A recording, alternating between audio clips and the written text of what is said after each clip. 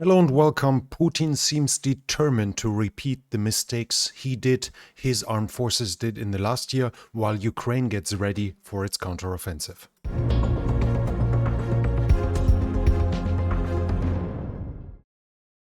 Before we go to the actual military developments on the front line, just some update on the weather. The area between Rostov and Bakhmut, more or less the focus point of the fighting, so we're talking about this area here, has witnessed heavy snowfall, snowstorms with very low visibility, huge amounts of snow in the last days, 2 days roughly. And while you can find a lot of pictures showing how high the snow has piled up, the current weather reports show 43 Fahrenheit or 6 Celsius for the current weather in Bakhmut and 48 or 9 degrees in Rostov, both indicating that the snow is already melting or might have already melted. But while it might have slowed down the Russians and their logistic systems with the amount of snow, now this will definitely prolong the Rasputitsa in the region, having added additionally water to the ground and making it less passable. When we go to the front line north of the Siversky Donetsk, we have reports about further fighting. The fighting in the area of Dvorichna seems to have died down a little. I have not really read any reports about attacks here at Ryanikivka or in the direction of Snikivka, but more or less from this down here, there's fighting reported. There seems to be that the Russians have gained some ground close to Kuzemivka. I cannot exactly locate where, but there have been Russian attacks here which might have gained some ground in the direction or in Novoselivsk. Around further south, fighting is reported, attacks, counterattacks, not too much changing here. I cannot really confirm any change in the position, but we have one interesting news here. The speaker of the Eastern Command of the Ukrainian Armed Forces, Serhiy Cherevati, Colonel Serhiy Cherevati, I think he's colonel, said the Russians in the Kremina Liman area, so this attack here, they're using classic army tactics with many armored vehicles. So while we are talking in other areas of the front line that the Russians have switched more or less to infantry heavy attacks, to their so-called assault detachments, where the heavy armor is staying back and just adding fire support, but no longer spearheading the attacks. This apparently has not arrived in this area. The Russians are still very heavy in combat vehicles in the area of Kremina to Lyman. South of the Siversky Donetsk, we have reports of massive attacks in the direction on Bilohorivka. The Russians tried to storm the town, but they were defeated. But we have here Wargonzo saying that apparently the Ukrainians did a counterattack, and as we can see, not only regained their previously lost positions near, and that's Bilohorivka in the Russian way to write it, but also occupied new frontiers. So according to a pro-Russian military blogger, the Ukrainians have not just counterattacked, they actually gained some ground in Bilohorivka, have pushed the Russians back further there. Further down in the fight for Bakhmut, we have reports of unsuccessful fighting at Orikhovo, Vasilivka. Russians have continued attacking here. There's also Russian attacks being reported in the direction of Romove and Bodanivka. Basically, Russians trying to cut this line of communication here. That still seems to be open, at least there are reports of that. We've seen in past videos that the car wrecks are piling up, so they definitely have access to fire on vehicles traversing there. They are causing casualties on the Ukrainian line of communication there, but it seems to be at least not completely cut yet. In the city itself, we have reports about further Russian successes in Bakhmut itself. There is a geolocated video here. You see the Wagner flag in the south, and it was geolocated to this point here. And this point is actually here. So the Russians are already here. This is supposedly, as you can see, this is the bridge and the first block south where this is happening. So it should be here, exactly here.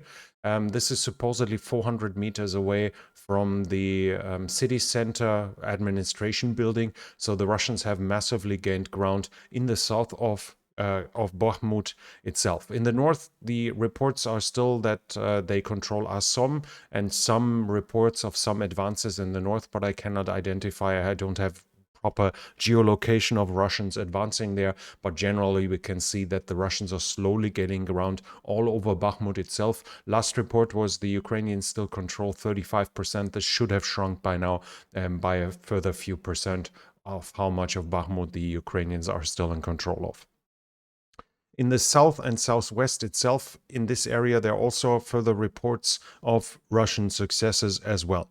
But there has been reports of fighting in Ivanivske. Russians attacked, but there was a Ukrainian counterattack. Now let me just make sure I'm not showing you this here, because there are corpses lying around here. In this video, it shows, and it was geolocated, and it's geolocated to here, as you can see, quite a bit outside of the settlement, so this should be more or less here. The Russians have been pushed back further south of Ivanivske, showing that the lines of communication are still fully open here, as while this road, the T0504, is probably under pressure, might be under fire control by the Russians inside of Bakhmut. There are still roads crossing further north going into Bakhmut itself. And this is in accordance to the Ukrainian Colonel Yevhen Meshevikin, I think was his name. He did an interview, and he says the amount of Russian attacks are getting reduced. So they are attacking less, and the speed of their advances is reduced as well, but they are still advancing, they are still attacking, and they are still gaining ground.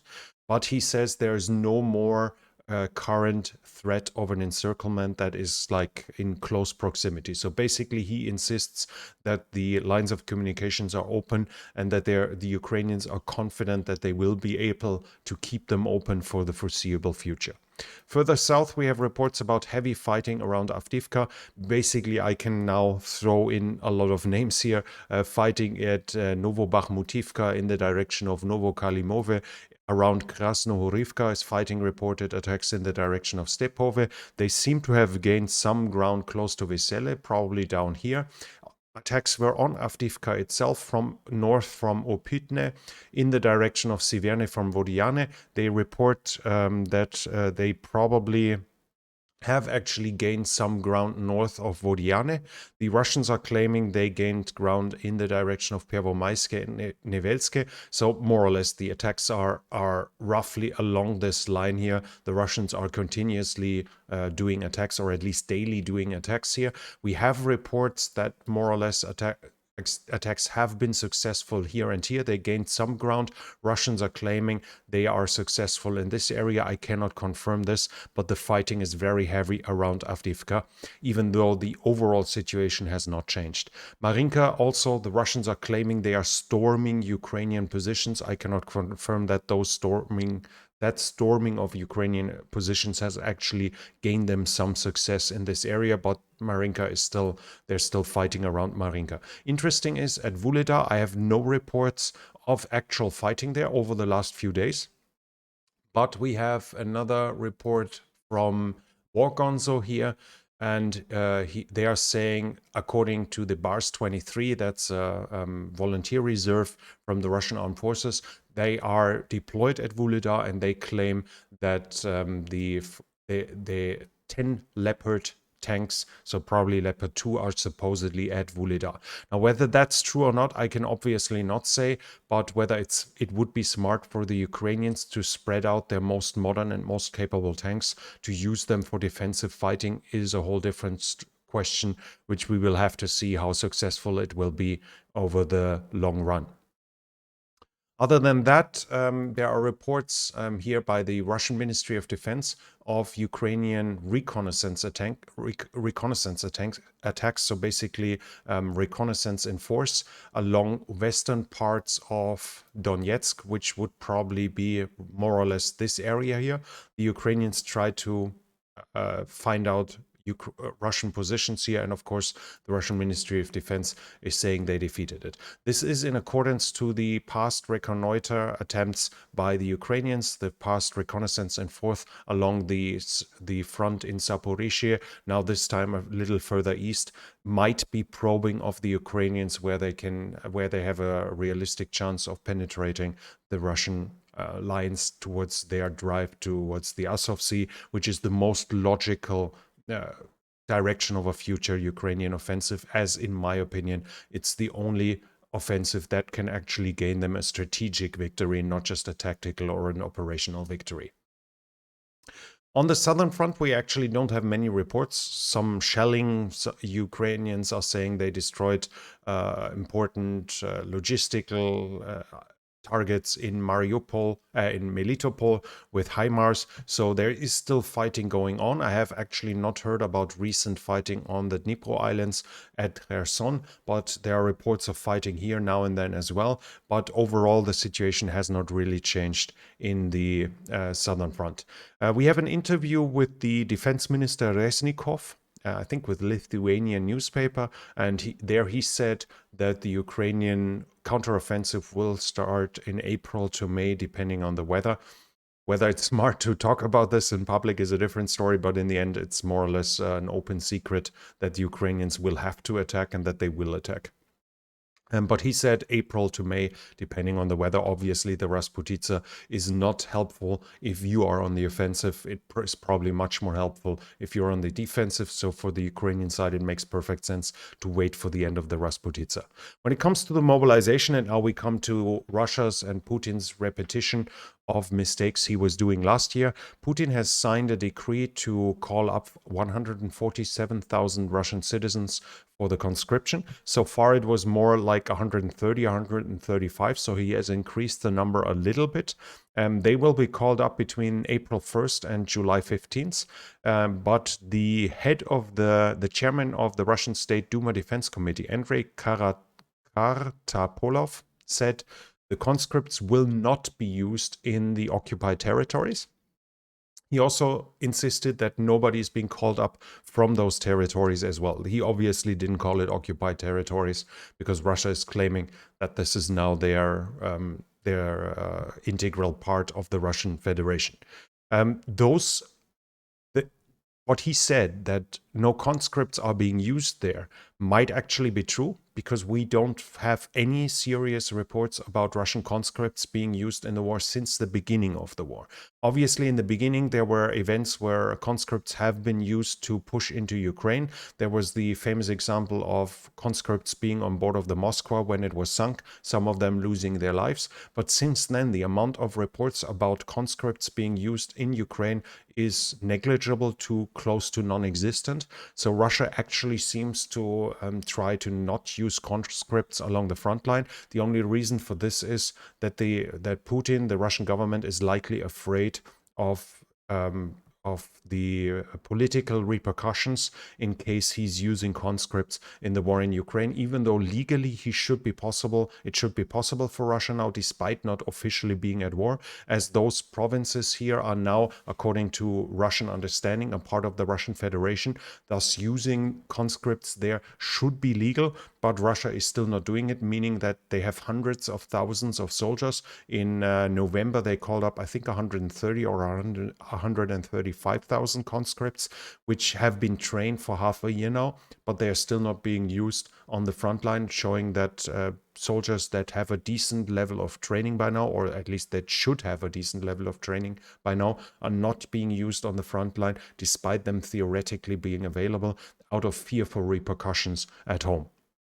This shows us that Putin is still afraid of the consequences that might come out of this here. The U.S. Joint Chief of Staff General Mark Milley said that Wagner by now has 6,000 professional fighters, so they're regular mercenaries, as well as 20 to 30,000 convict fighters. This is down from 40,000 convict fighters in December. In between, there should have been a little more recruitment, but also it gives us some indication that the claims of Wagner's convict forces basically being wiped out might not be completely true. Sometimes we hear that basically they are being taken out completely, and then we have reports that the number might have halved, and there might have been some additional recruiting, but still the losses have not been as devastating as some observers or some propagandists might have claimed. The uh, the difference, obviously, to some degree will be losses, but there are also reports of increasing numbers being released from duty, from their service, and after having been pardoned and after having served their 6 months. So another indication that Wagner's convict losses might not be as extensive as they have been previously reported. It'll be worse for Wagner soon, though, as the majority of the convicts are really up for release fairly soon, as Wagner was, according to Prigozhin, barred from recruiting further convicts, I think, in January. So the time is running out for the remaining force to this.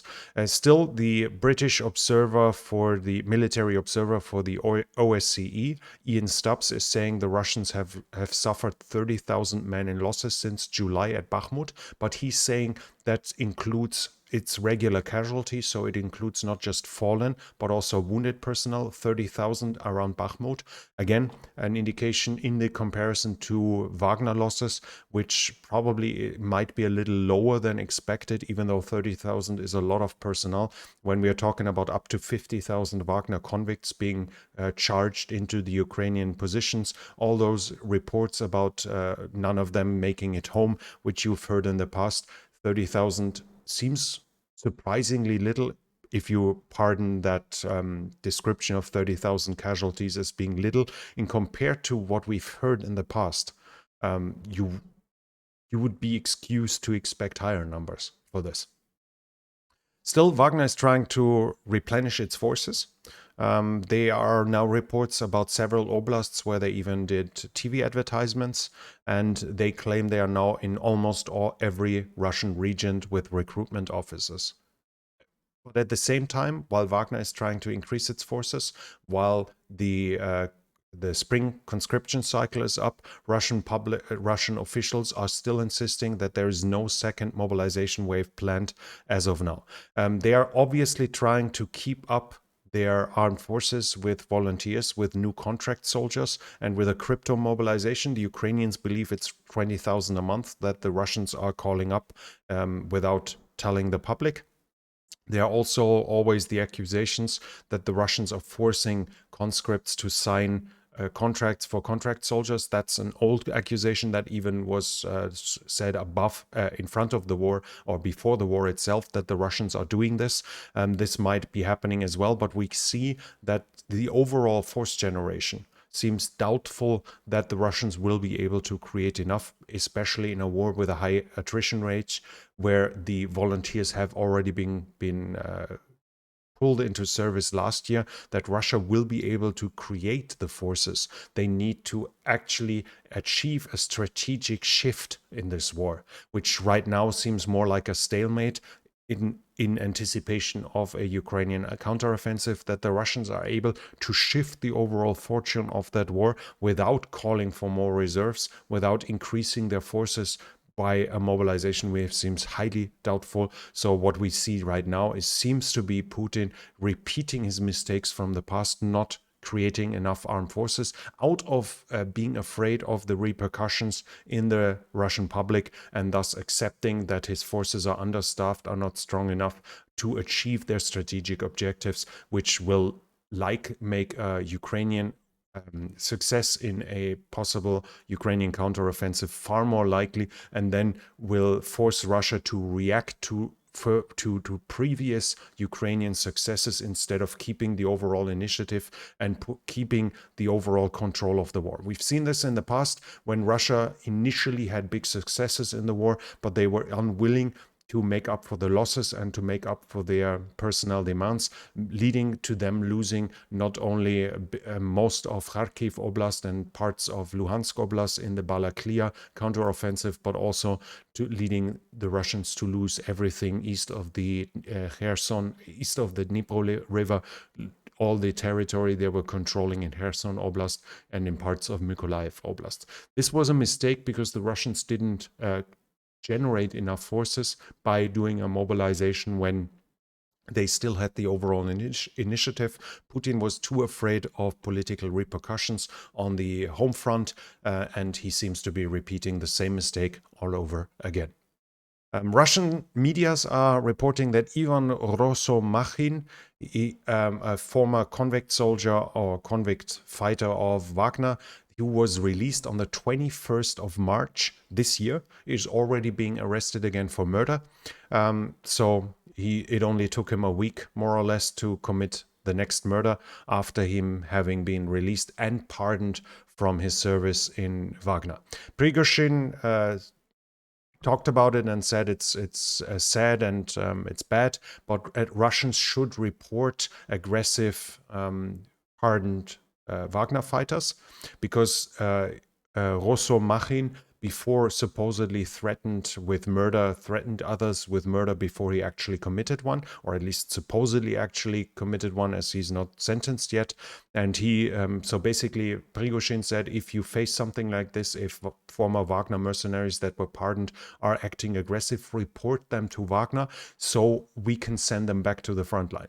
Interesting too, because that would indicate that he would be willing to ignore the pardoning, ignore the contract that was signed, and forcing the fighters to stay on the front line. Whether that's going to work is a different story, but Prigozhin at least said that. And he also says that so far only 20 crimes are confirmed to have been committed by previously pardoned convicts that have fought in Russia, in Wagner. We also have here from the Russian service of the Radio Free Europe, Radio Liberty, according to which there are accusations by Russian female soldiers in medical positions, etc., that they are basically raped almost systematically, that they are being used as prostitutes and being handed around, or at the very least massively sexually harassed within the Russian armed forces here. That's obviously a Western source here that is claiming sources, but according to reports that treating women as front wives, as prostitutes, supposedly is fairly normal, and at least in the stress of combat, it wouldn't be unheard of in other armies as well that women are being treated like this. So yeah, these are at least the reports, but we have to obviously see the source with some portion of criticism, even though it seems logical and it seems within historic context, as this is a massively pro-Western source, and I think it's even financed by the US government, which doesn't make it wrong. Just to make clear, it doesn't make it wrong what they are saying, but from a point of source criticism, we should be at least somewhat cautious and be aware where it's coming from. In the political sphere, we have the head of the Naval Department, the Russian National Guard, Colonel Sergei Volkov. He was arrested for corruption. Supposedly, he bought radar devices of bad quality for increased prices and pocketed $5 million, the equivalent of $5 million.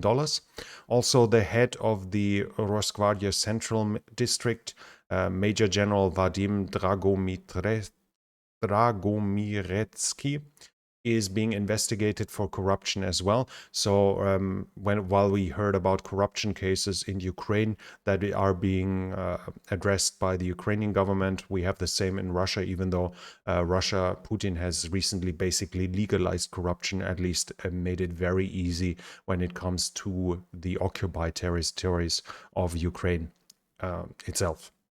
The military blogger and DNR commander, so in the so-called Donetsk People's Republic, Alexander Khodorkovsky, whom I referenced to a couple of times here in the past, was promoted to deputy commander of the Rosgvardia of Donetsk. He's going to command Omon and Sobor. They are special forces for like riot control, etc. in Donetsk. Khodorkovsky was a previous Ukrainian Spetsnaz commander in Donetsk until 2014, when he switched sides, and since then he's being considered to be loyal to Putin and Putin's cause. But at the same time, he's being considered incompetent. His unit was responsible for the death of 42 Russian volunteers in 2014 in a friendly fire incident, and Igor Girkin, also often referenced to here, is calling him a incompetent, a traitor, and corrupt.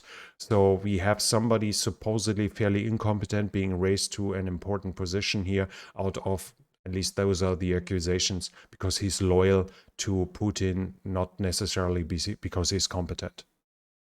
Also, the Wall Street Journal correspondent Ivan Gershkovich was arrested in Yekaterinburg in Russia for espionage. The Russians are claiming he was caught red-handed while doing espionage. It's unclear what that means right now. As said, the Russians are claiming he was basically working for the CIA, committing espionage. It's also quite possible that Russia is going to use him as a bargaining chip for some other prisoner exchanges in the future. The French Parliament has recognized the Holodomor as a genocide. The Holodomor was an intended famine in Ukraine in Stalin's era, in which millions of Ukrainians starved to death. And Holodomor means death by hunger. This is currently making the Russian Foreign Ministry really angry. Like, how can the French dare to recognize this as a genocide? And they're claiming it's a further proof of their anti-Russian sentiments. But to put it in some perspective, the German Bundestag, the German Parliament, as well as the European Parliament, have already recognized Holodomor as a genocide in the past. When it comes to the international support, we have the Ukrainian Air Force confirming that they have JDAM in their possession and that they already used them. Those are guided bombs dropped by planes, and the most likely use is the Ukrainians programming them on the ground and just dropping them from their planes and let them glide towards their target somewhat behind the front line. The maximum range of JDAM-ER seems highly likely that they can use it because they would have to drop them from very high altitude, risking them getting both shot down by the Russian combat air patrol behind the front lines as well as by the Russian air defense systems, but at least it's giving the Ukrainian another strike possibility with high precision and, of course, with a much higher warhead than a regular HIMARS missile, as we're talking here about 500-pound bombs or even bigger ones. The Ukrainian Resistance Center is saying Wagner is receiving Shahed 131 drones now and is training on those. Why Wagner would really receive Iranian drones more or less used for a strategic purpose is unclear, but the Ukrainian Resistance Center is saying that. And we have reports from Russia that the Russian prison system has offered the Russian defense company Rostec convicts for simple jobs. They are supposedly going to they are offered to replace unskilled workers to allow for a higher production, and supposedly Rostec is considering to use that. We also have reports like this here that's from what I find is a bread factory which is now being used to build drones for the front line. We see 3D printers in the background. So supposedly they are making equipment for the front line as a civilian company. Whether that's propaganda or not is a different story, whether that's staged. But yeah, those are what Russia is saying. The US believe that Russia is currently negotiating with North Korea for military support. Supposedly, Russia is offering food to North Korea, who is ahead of the next famine, in exchange for 24 different military items. Unfortunately, I was not able to identify those 24 that the Americans were talking about. In the past, in November, it was already talked that North Korea was selling artillery ammunition towards Russia. Whether they are now going to deliver artillery pieces or even tanks, maybe, APCs, IFVs, whatever, I have no detailed information about this. As soon as we have more details, we will talk about it here in the situation reports. Other than that, we have a report here of the Czech defense company from the Czech Republic that are being sent to Ukraine. They have been paid for with by volunteers with donations. It's using Toyota they're basically technicals. They are using Toyota pickups with a air defense system on the back, but it's a KPVT heavy machine gun in the caliber of 14.5 millimeter. Now, while that is a very powerful machine gun, supposedly can penetrate up to 30 millimeters in steel, so it might even be of use against IFVs and APCs, at least from the side. I don't see any modern sighting system. So while they claim it's really useful against suicide drones, it will definitely require a lot of training by the operators to be able to hit anything with this, even though the drones are obviously still fairly slow flying and flying in a straight line. But there is no radar support or anything like this, but still a number of 15 technicals with a heavy armament, a comparatively heavy armament like this, can be put to use by the Ukrainians if they do it properly and smartly.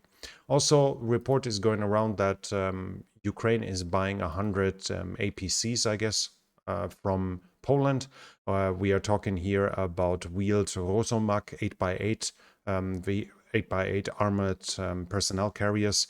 When they are going to be delivered, I have not found any news yet how fast it'll take, but they will be paid for by international assistance. Also, we have a video here, and the stream technician saying hello. We have a video here of the Ukrainian Air Force, which is still in existence, even though some claim it's been taken out for quite a long time. And they are we see them using here an Su-25 with S-25. And what we see here is these unguided missiles that are being slung under an Su-25. As you can see, it's 4 of them in the background. That, I think, should be S-8. I'm not completely sure.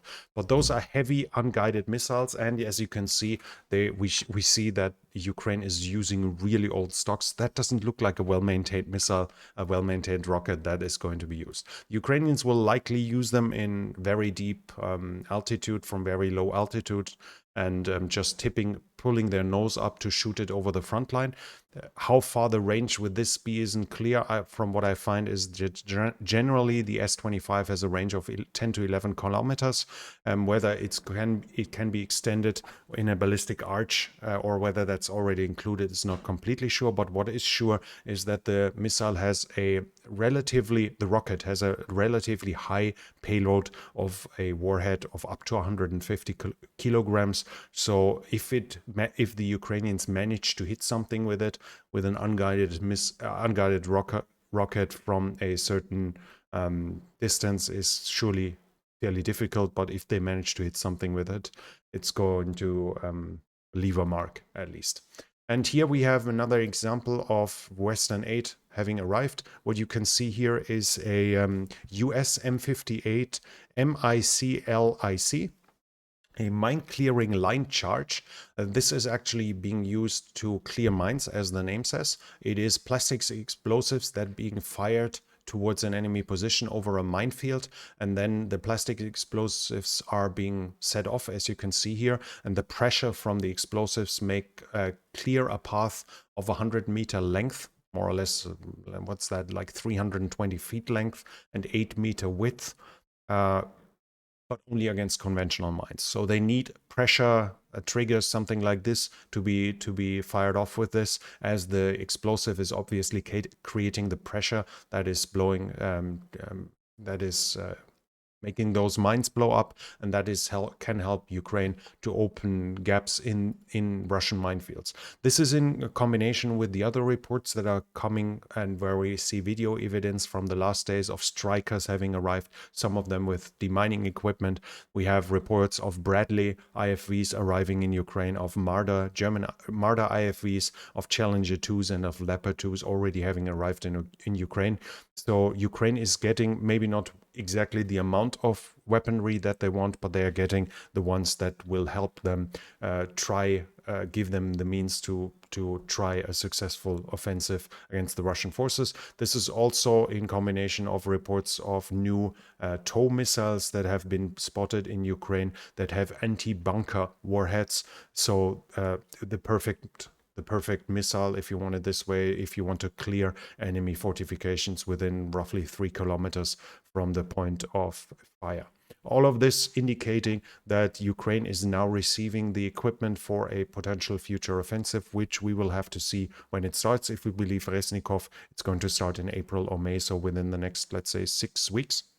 Well, we'll see it here on the situation report on this channel. So if you liked it so far, if you like what I do here, I'd be very much looking forward to see you again. So subscribe to the channel if you haven't yet. Click the bell icon so you don't miss future videos. If you liked the video, please hit the thumbs up. It really helps with the algorithm, as well as the comments. Leave comments for the algorithm. All of this really helps the channel, and this channel is only possible because of support from viewers like you. If you like to support the channel, you can do so by the means in the description. Thank you very much to everyone already supporting, and that's it from me for now. Thank you for watching, and I'll be back.